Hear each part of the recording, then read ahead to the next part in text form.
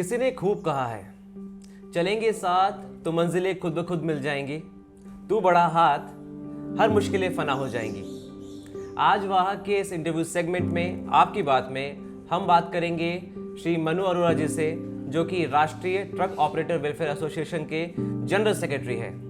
Sir, स्वागत है आपका हमारे शो में। आपका और आपकी वाहक टीम का बहुत बहुत धन्यवाद।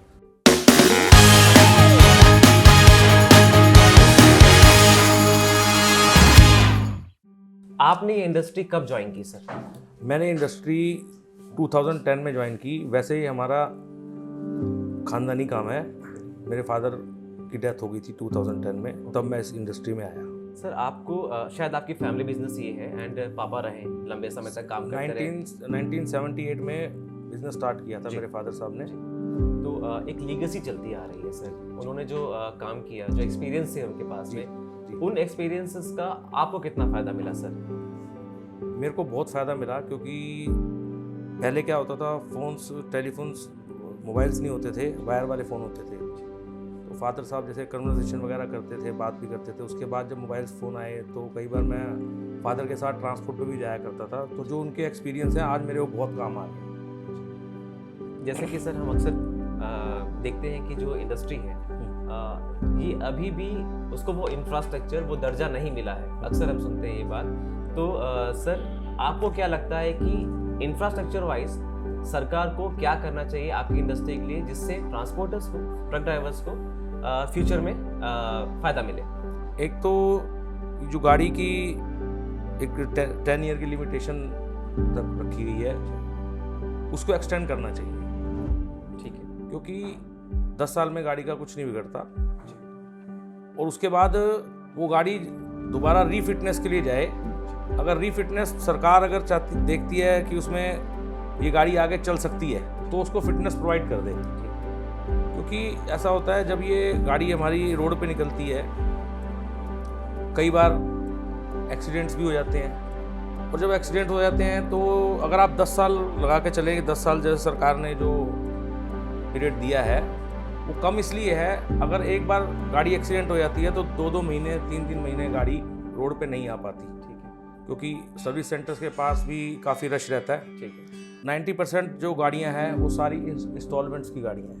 ओके, बैंक इंस्टॉलमेंट जी, तो वो इंस्टॉलमेंट्स भी जेब से भरनी पड़ती है। जब भी किसी की भी गाड़ी एक्सीडेंट हो जाती है, उस दिन से उसकी जो इंस्टॉलमेंट जानी है, ठीक है, उसको वेव कर देना चाहिए।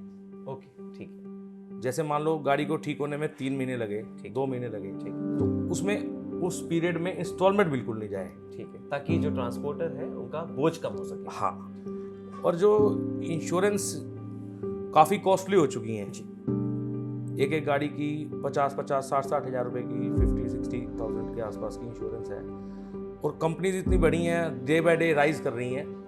तो कंपनीज चाहें तो ये स्टेप ले सकती हैं, आदेशानुसार गवर्नमेंट, अगर गवर्नमेंट उनको ऑर्डर करेगी तो।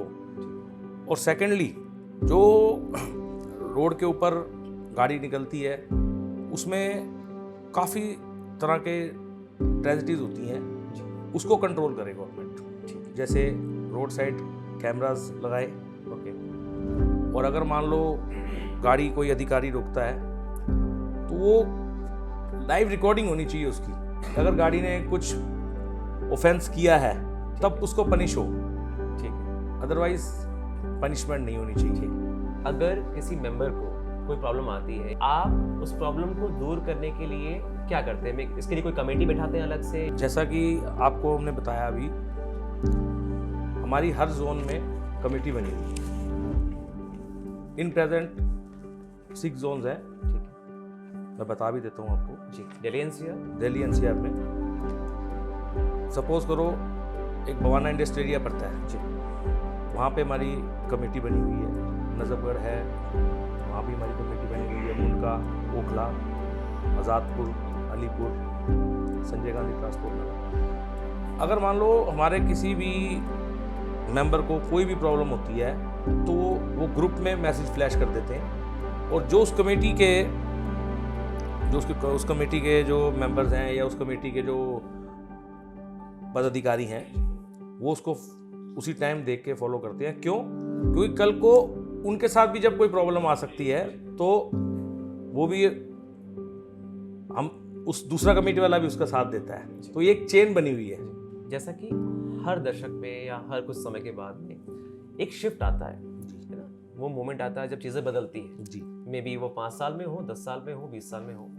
तो सर पिछले कुछ सालों में इंडिया में टेक्नोलॉजी जी को बढ़ावा बहुत दिया जा रहा है। इवन हमारी जो गवर्नमेंट है वो खुद भी डिजिटल इंडिया पर फोकस कर रही है एंड नई नई चीज़ें आ रही हैं, नए नए ऐप्स आ रहे हैं, टेक्नोलॉजी डेवलप हो रहे हैं। तो आप इसको किस तरह देखते हैं? इसमें पहले क्या होता था, जैसे सपोज करो लोडिंग पॉइंट पे गाड़ी जाती है, उसके बाद गाड़ी का एडवांस, मोस्टली क्या होता है गाड़ी फिक्स खर्चे पे चलती है। ठीक है, ड्राइवर को हमने 12,000 रुपये 10,000 रुपये दे दिए कि ये आपका खर्चा हमने दे दिया, आप इसमें से कुछ बचाओ या मत बचाओ, या सारा खर्च कर दो या सारा बचा लो। डिजिटल इंडिया होने से ये फ़ायदा हो गया हमारे को, जब जितना भी एडवांस होता है, मान लो कि मेरे पास 10 गाड़ी हैं, एक गाड़ी का 10,000 रुपये एडवांस है फॉर एग्जाम्पल, ठीक है, 10 गाड़ियों का 1 लाख रुपये हो गया।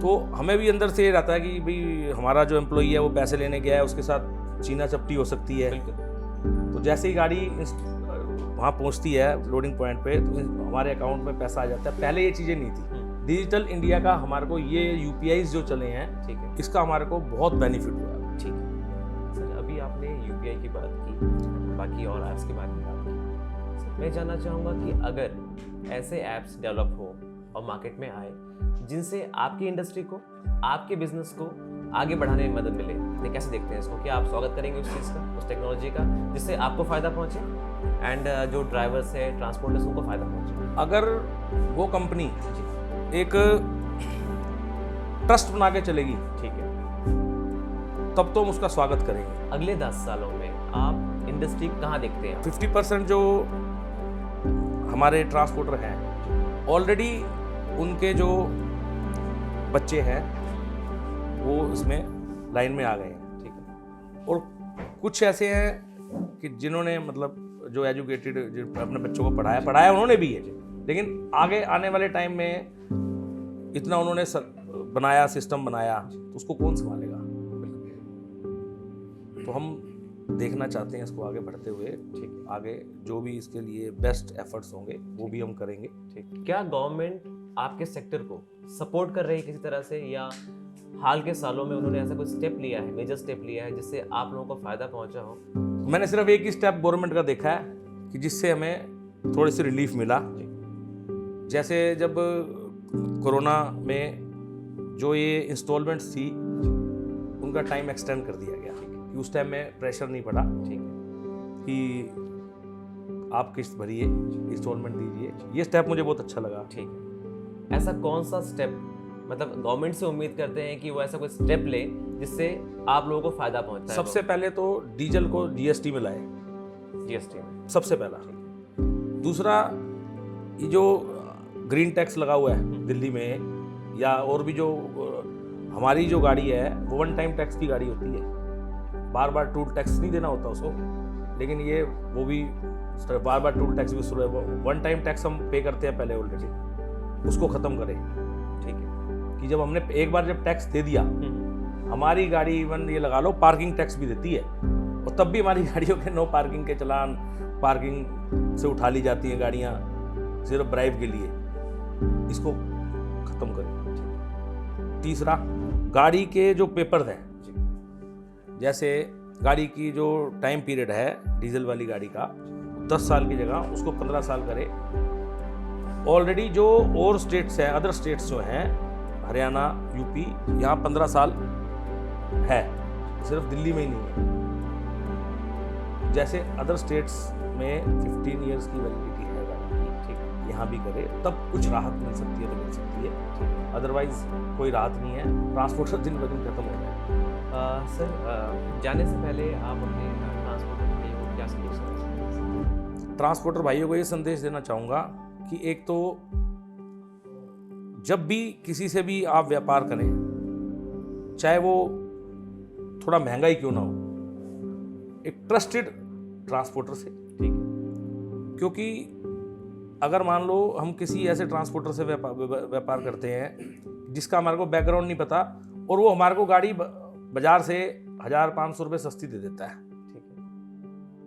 वो हम अपना नुकसान कर रहे हैं। आपने बिना जान पहचान के किसी को आपने लाखों रुपए का माल दे दिया सिर्फ अपने 2,000 रुपए के लिए या 1,000 रुपए के लिए, लाखों का माल दे दिया। ठीक है। जब वो माल कहीं जाके उसकी थेफ्ट हो जाता है या कोई प्रॉब्लम हो जाती है तो वो ट्रांसपोर्टर फिर दोबारा मिलता नहीं है बाजार में। तो मैं बस ये अपील करना चाहूँगा कि अगर आपको कोई भी किसी तरह की भी प्रशासन में भी दिक्कत आए तो उसको आवाज़ को उठाएं, ना कि उसको दबाएं, ना प्रताड़ित ना हो। ठीक, यही मैं एक अपील करना चाहूँगा, क्योंकि सब मिलके अगर इस मुहिम को चलाएंगे तो शायद आगे आने वाले टाइम में कुछ सुधार हो सकता है। Thank you. तो ये थे मनु अरोरा जी हमारे शो में आपकी बात में। उन्होंने बहुत सारी बातें रखी, सरकार को सुझाव दिए कि वो कैसे कुछ चीज़ों पर अमल करके इस इंडस्ट्री के लिए अच्छे कदम उठा सकती है। सर बहुत बहुत थैंक यू आपका हमारे शो में आने के लिए। आपका भी बहुत बहुत धन्यवाद।